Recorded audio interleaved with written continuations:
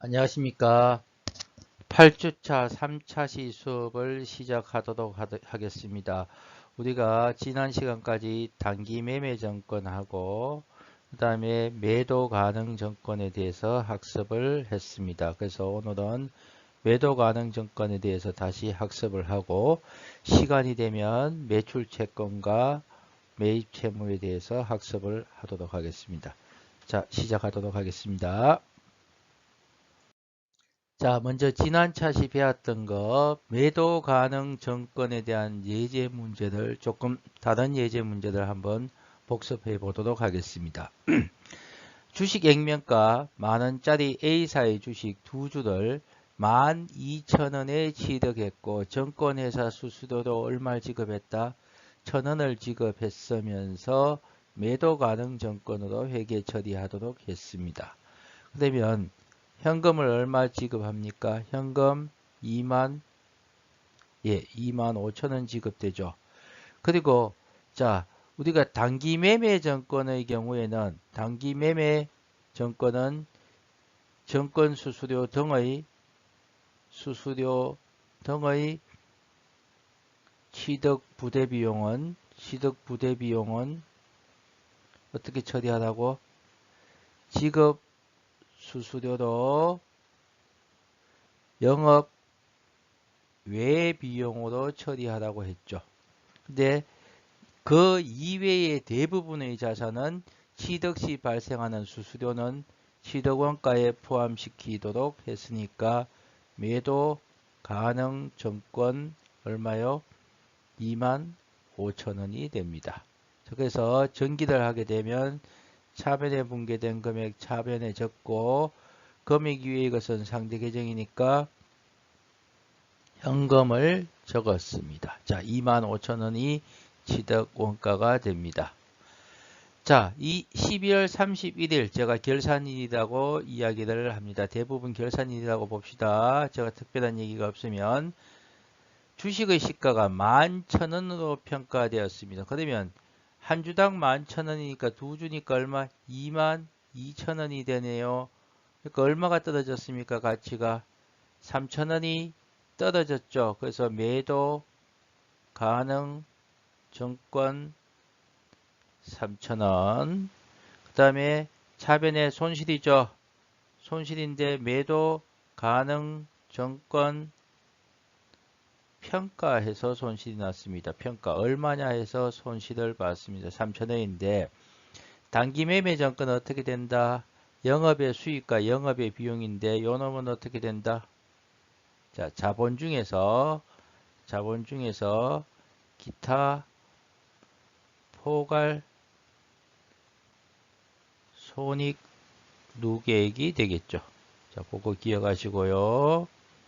자, 그 다음에 익년도 다음에 3월 16일 날 A사 주식을 얼마에 14,000원에 처분을 했습니다. 그러니까 한 주만 팔았습니다. 두 주 중에 한 주. 자, 근데 지금 매도 가능 정권이 요거 정기해 보시면 3,000원이고 기타 포괄 손익 누계액입니다. 그럼 현재 이 사람은 얼마? 25,000원에서 3,000원 빼면 22,000원인데 두 주도 나누면 한 주당 얼마가 되겠다? 11,000원짜리죠. 근데 14,000원에 처분했습니다. 자, 현금 받았다고 봅시다. 현금 얼마? 14,000원입니다. 그죠? 근데 매도 가능 정권은요? 가능 정권은 얼마? 11,000원이죠. 자, 11,000원이고 자, 이 한 주에 대한 손실분이 어떻게 됩니까? 매도 가능 정권 평가 손실은 없어져야 한다 했죠. 가능 정권 평가 손실이 두 주에 대해서 3,000원 손해 봤으니까 한 주당 얼마? 1,500원 손해 받는 거죠. 그죠? 1,500원 손해 본 거를 평가 손실을 없앴습니다. 그러니까 11,000원짜리를 14,000원에 팔았다 해서 14,000원에서 11,000원 팔았다. 아이고 3,000원 이득이구나 하고 하려고 했더니 뭐가 있었다 앞에서 매도 가능 정권 평가 손실이 3,000원 있었네요. 그죠?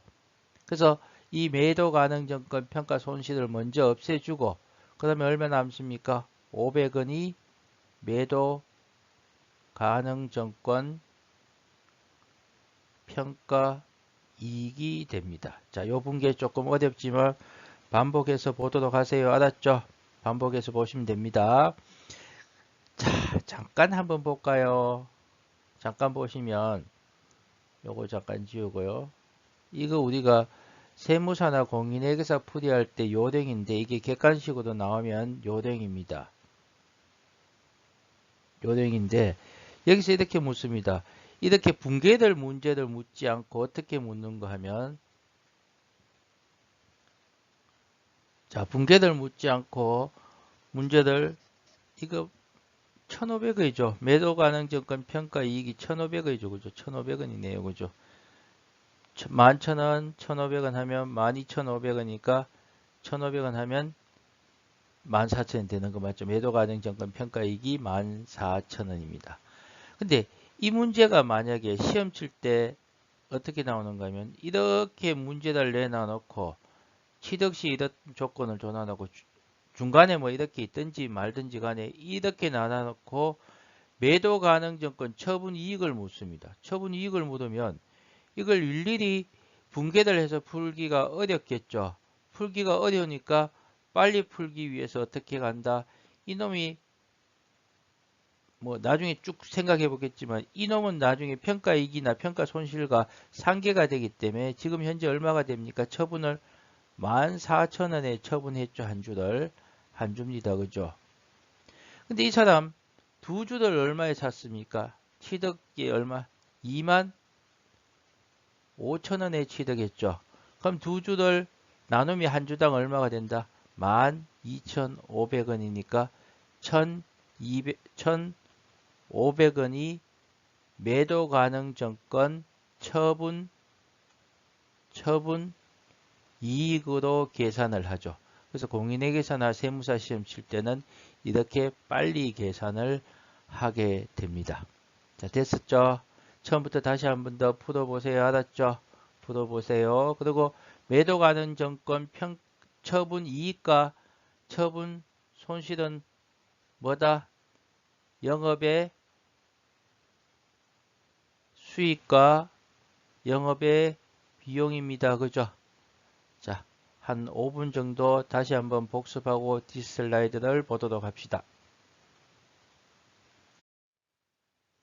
자, 한번 유가증권의 회계 처리인데 우리가 단기 매매 증권과 매도 가능 증권을 배웠습니다. 만기 보유 증권은 사채를 학습하신 뒤에 학습을 해야 되는데 이것은 회계관리 지금 2급의 수준을 넘었습니다. 그래서 조금 어렵겠지만은 추후 학습하도록 하고요. 만기 보유 정권은 요 정도까지만 알고 계시면 됩니다. 자, 지분 정권이 있다 아니다. 지분 정권이 아니고 무슨 정권이다? 채무 정권이며 만기까지 보유할 의사와 능력이 있다면 만기 보유 정권이죠. 자, 그런데 단기 매매 정권과 매도 가능 정권의 회계 처리에 대해서 자, 요건 주로 이론 문제에 자주 나오는데 조금 어렵습니다. 주로 나오는 건 취득 원가 정도 나옵니다. 그죠? 한번 볼게요. 읽어볼게요. 유가증권의 취득 원가는 유가증권을 취득하기 위해 제공한 대가의 시장 가격에 자, 요게 대가의 시장 가격이라는 게 취득 원가죠. 대가의 시장 가격에 취득 부대 비용을 더해 줬는 가격으로 합니다. 다만 단기 매매 정권의 정권 수수료 등 거래 원가는 몇 번대 900번대 영업외 비용인 지급 수수료나 수수료 비용으로 처리를 하게 됩니다. 다만 그 다음에 취득 단가는 동일한 유가증권을 여러 번에 걸쳐서 우리가 삼성전자 주식을 1,000원에 샀다가 1,500원에 샀다가 2,000원에 샀다가 이렇게 여러 번 살 수 있죠. 그래서 여러 번에 걸쳐 취득한 경우에 단가는 종목별로 해당 종목별로 총평균법 전체를 평균 내거나 전체를 평균 냅니다. 이건 세 주가 되면 4,500원이니까 한 주당 1,500원이네요. 그죠? 아니면 이동평균법은 매입대 들어올 때마다 평균 단가를 산정한 등 합리적인 방법을 적용할 수가 있습니다. 자, 그 다음에 기말의 평가의 원칙은 단기 매매 정권과 매도 가능 정권은 공정가치로 평가합니다. 다만 매도 가능 정권 중 시장성이 없는 지분 정권, 시장에서 매매가 이루어지지 않는다면, 그래서 공정가액을 신뢰성 있게 알 수 없는 경우에는 취득원가로 처리를 할 수 있습니다. 매도 가능 정권, 시장이 없다면, 시장성이 없다면 가치가 얼마짜리인지 알 수 없죠. 자, 보세요. 윤우영이가 A라는 주식을, 윤우영 주식을 발행했습니다. 시장도 없고, 그러니까 여러분 주식회사라고 다 정권회사에서 거래가 되는 게 아닙니다. 그죠? 시장성도 없고 이 가치를 알 수 없으면 취득자는 어떻게 취득원가로 처리할 수 있다는 얘기입니다. 자, 손익의 처리. 자, 단기 매매 정권에 대한 비실현 보유 손익은 단기 매매 정권 평가 손익으로, 영업의 손익으로 처리합니다. 평가에서 매도 가능 정권에 대한 미실현이라는 얘기는 판매가 안 되었다는 얘기죠. 판매를 안 했으면 실현이 안 된 건데, 단기 매매 정권은 이렇게 보시면 됩니다. 1년 이내에 처분할 의사가 있죠. 그러니까 그냥 영업의 손익으로 처리를 하게 됩니다. 그러나 매도 가능 정권은 기타 포괄 손익 누계액으로 처리하고 실제로 처분하는 시점에서 단기 손익에 반영하게 됩니다. 자, 이거 사실 회계 처리로 학습했던 것들을, 분계를 통해서 학습했던 것들을 지금 어떻게 하고 있습니까? 글로 풀고 있죠. 그래서 여러분은 분계를 통해서 학습하고 이걸 다시 글로서 학습하고 이게 왔다 갔다 할 수 있어야 됩니다. 여러분 수준이 나중에 세무사나 공인회계사 시험을 치면 분계 문제는 안 나옵니다. 거의 분계는 알 수 있다고 생각하기 때문에, 그래서 이 글을 읽고서 해석하는 능력을 길러야 됩니다. 자, 한 5분 정도 시간을 가지시고 몇 번 읽으시고 그 다음 슬라이드를 보도록 합니다. 자, 저렇게 글로 쓰는 것들을 요약을 한번 해보도록 할게요. 자, 여러분 세무회계과는 아마 여러분이 학교에 오시면 우리 학교에서 조교 선생님이 제일 많은 과고, 그 다음에 즉 학사 보조원이라 합니다. 보조원이라 하고, 그 다음에 회사에서도 우리 세무회계과를 선호하는 이유 중에 하나가 이겁니다. 글로 되어 있는 것들을 어떻게 하고 있습니까? 표도 일목요연하게 요약을 하고 있죠. 그래서 세무회계과는 아마 나중에 엑셀도 잘 쓰고 이런 능력들이 길러지기 때문에 실제로 전공 이외의 기업에서도 세무회계과 출신들이 상당히 많이 활용되고 있고 선호를 하는 직업 중에 하나입니다. 그래서 이 글들을 보고 자기가 이렇게 학습하실 때 요약을 해보는 능력을, 습성을 기르세요. 그러면 실력이 늡니다. 자, 단기 매매 정권과 매도 가능 정권. 자, 복습할까요? 단기 매매 정권은 1년 이내에 처분할 의사가 있어야 되고, 어떻게? 시장성이 있어야 됩니다. 그죠? 거래가 빈번하고 적극적으로 일어나야 됩니다. 그죠? 자, 매도 가능 정권은 단기 매매 정권도 아니고 만기까지 보유할 정권도 아닙니다. 자, 그래서 자, 봅시다. 취득 시 거래 수수료는 단기 매매 정권은 수수료 비용 또는 지급 수수료로 영업의 수익이나 영업의 비용으로 처리했었습니다. 근데 매도 가능 정권은 취득원가에 포함된다. 뭐로 처리했다? 자산으로 처리했었습니다. 평가를 했습니다. 이번에는 공정가액으로 평가한다 했죠. 공정가액으로 평가하면 단기 매매 정권 평가 손익으로 영업의 수익과 비용으로 영업의 비용으로 처리를 했었죠. 그러나 매도 가능 정권은 매도 가능 증권 평가 손익으로 처리하고 기타 포괄 손익 누계액으로 처리합니다. 둘 다 판매가 되어야지 실현이 되는, 즉 아직 실현이 안 됐다는 얘기죠. 미실현 손익이지만 옆에서는 좌측에서는 뭘로 처리한다? 수익과 비용으로 처리하고 우측에서는 뭐 실현이 될 때까지 자본으로 처리를 하게 됩니다. 처분 시에 매각 수수료가 있다면 단기 처분 손익에서 가감합니다. 자, 둘 다 똑같고요. 매도 가능 증권도 매각 수수료가 있다면 그렇게 처리하고 매도 가능 증권 평가 손익을 가감해서 매도 가능 증권 처분 손익을 계산합니다. 즉, 자본으로 처리해 두었다가 실현이 되는 시점에서 매도 가능 증권 처분 손익으로 계산을 하게 됩니다. 자, 이렇게 여러분이 이 챕터를 보시지 말고 여러분이 직접 한번 요약을 해서 표를 그려 보도록 합니다. 그래야 실력이 늡니다. 알았죠? 자, 우리가 매출 채권과 같이 매입 채무를 같이 보도록 할게요. 매입 채무를 같이 보도록 합니다. 자, 주된 영업 활동입니다. 재고자산, 즉 판매를 목적으로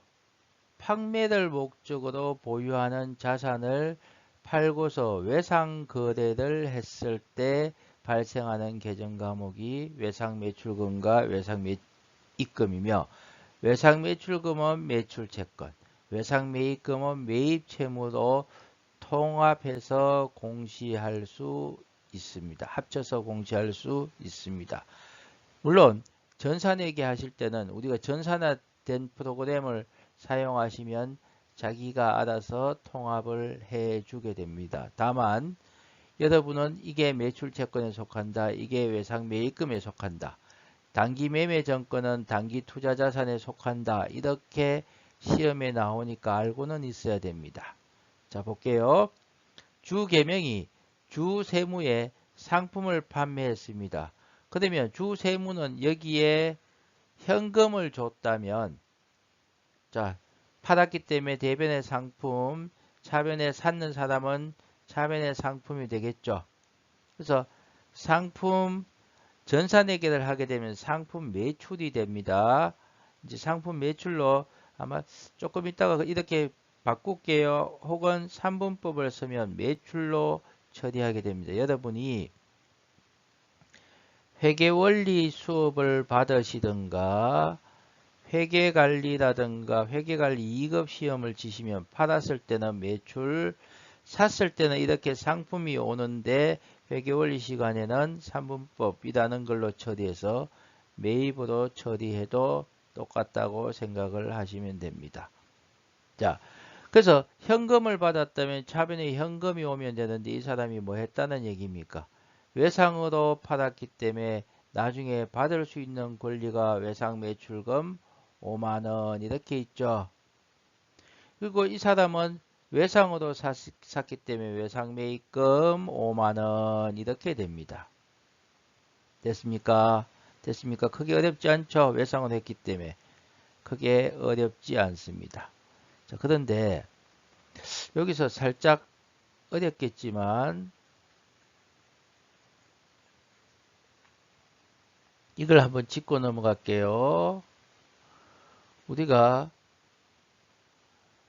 거래가 발생하면 분계를 통해서 분계장 기입을 하는데, 분계장에 기입하는 분계장을 보조하는 장부가 보조기입장이라 했고요. 자, 정기를 통해서 총 계정 원장에 기입을 합니다. 총 계정 원장을 보조하는 장부가 보조원장이라 했습니다. 보조원장. 그래서 우리가 보세요. 이렇게 분계마하고 정기마 했다면 보다 상세한 정보를 알고 싶겠죠. 이게 도대체 무슨 상품이고 이건 도대체 무슨 상품을 팔았고 무슨 상품을 매입했는지 알고 싶겠죠. 분계를 하는 시점에서. 그래서 이 팔았을 시점에서는 매출장이라는 보조기입장을, 샀는 십증에서는 매입장이라는 보조장부를 사용하게 됩니다. 자, 제 펜이 이 펜을 쓰고 있는데 펜보다는 펜을 쓰고 있는데 몇 장 넘어가면 컴퓨터 메모리가 나빠서 글자가 조금 나빠도 이해되시겠죠? 자, 이해한다고 보고요. 그래서 이 분계장을 모든 매입은 매입장에서, 분계장을 보조하는 보조기입장인 모든 매입은 매입장에서, 모든 매출은 분계장을 보조하는 매출장에서 기록을 하게 됩니다. 나중에 전산 회계를 하실 때 매입장, 매출장을 보시면 되고요. 우리는 이게 보조 기입장이냐, 보조 원장이냐만 아시면 됩니다. 근데 총계정 원장에서 보시면 외상 매출금, 외상 매입금 이렇게 되어 있습니다. 그죠? 근데 이 외상 매출금이 도대체 누구에 대한 외상 매출금이고 이 외상 매입금이 누구에 대해서 갚아야 되는 외상 매입금이냐? 즉 여러분 요즘은 잘 못 보셨겠지만 저희가 어릴 때는 이 거래처 원장이라는 게 있었거든요. 그러니까 슈퍼 같은 데 외상을 닫아놓고 하면 이렇게 적습니다. 그죠? 요즘도 있겠다. 그죠? 학교 앞에 보면 이렇게 외상을 닫아놨다가 한꺼번에 뭐 돈을 지급하는 경우가 있겠죠. 그래서 이 거래처별로 매입과 매출을 적는 게 매출처 원장. 그 다음에 매입과 관련된 것은 매입처 원장에서 기록을 합니다. 그래서 매출처 원장과 매입처 원장은 보조 원장입니다. 보조 원장입니다. 보조 원장입니다. 자, 이렇게 생각하세요. 자, 보조 기입장은 분계장 이외의 장부는 보조 기입장 아니면 보조 원장입니다. 그죠? 물론 뭐 시산표나 정산표는 뒤에서 나와 배우게 될 거고요. 그래서 이게 다음 중 보조 기입장인 것은, 다음 중 보조 원장인 것은 이렇게 문제가 나옵니다. 그러면 보조 원장은 끝에 뭐 원장이란 말이 다 들어가는 게 보조 원장입니다. 보조 기입장은 원장이란 말이 들어간다 안 들어간다? 안 들어갑니다. 되시겠습니까? 그러니까 매출처 원장, 매입처 원장은요 보조 원장입니다. 그죠? 그러나 상품 재고장은 원장이란 말이 없이 보조 원장에 해당합니다. 됐죠? 현금 출납장은요 보조 기입장입니다. 그죠? 자, 그렇게 구분하시도록 하세요. 쉬운 문제 나오면 안 틀리겠죠? 그래서 정답은 주로 상품 재고장이 정답이 됩니다. 자, 복습하시고 다음 슬라이드 보도록 할게요. 자, 외상 매출금과 외상 매입금 계정을 살펴보도록 하겠습니다. 자, 다시 모든 매입과 매출은 매입장과 매출장에서 기록을 하게 됩니다. 이게 보조 기입장이라 했죠. 그리고 매출처로 매출처별 원장과 매입처별로 처별 원장으로서 외상 매출금과 외상 매입금을 관리하게 됩니다. 이걸 보조 원장이라 했습니다. 자, 외상 매출금과 외상 매입금 계정 살펴볼게요. 요거 시험에 자주 출제됩니다. 이렇게 문제를 풀어봅니다. 외상 매출금 자산입니다.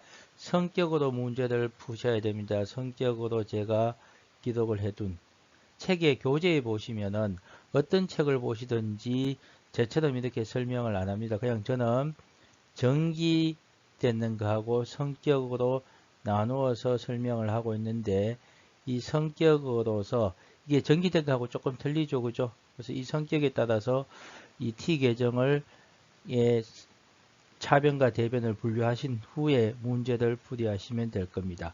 외상 매출금 자산이고 차변의 증가, 대변의 감소입니다. 자, 그래서 기초잔액은 차변, 외상 매출이 오게 되면 외상 매출이 이루어지면 자산 증가로서 차변, 회수가 되면 감소가 되죠. 대변. 그리고 잔액은 이렇게 남습니다. 기말이면 기말 외상 매출금 잔액. 기중에도 언제든지 잔액을 알 수 있겠죠. 하고 이게 매출처별로 얼마씩 잔액이 있는가를 보려면 매출처 원장, 매입처 원장에서 보시면 될 겁니다. 자, 외상 매입금은 반대로 부채가 됩니다. 부채로서 증가 대변, 감소 차변입니다. 기초 외상 매입금 잔액은 대변에 있겠죠.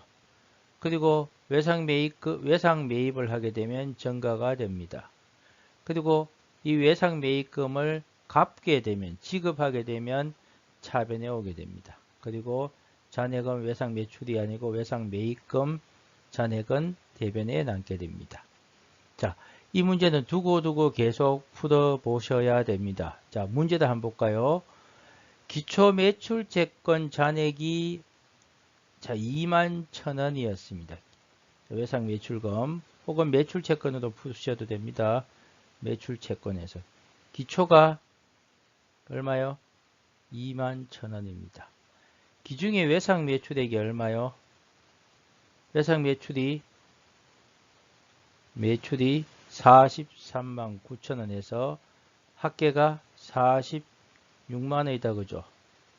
근데 매출 채권 회수액이 얼마요? 30만 원이 회수되었으니까 회수가 30만 원이고, 여기서는 묻는 게 뭡니까? 기말이 얼마냐고 물으니까 46만 원이 되어야 되니까 기말은 얼마가 됩니까? 13만 원이 되겠죠. 자, 이렇게 문제를 냅니다. 이 문제에서 매출 채권 회수액을 지우고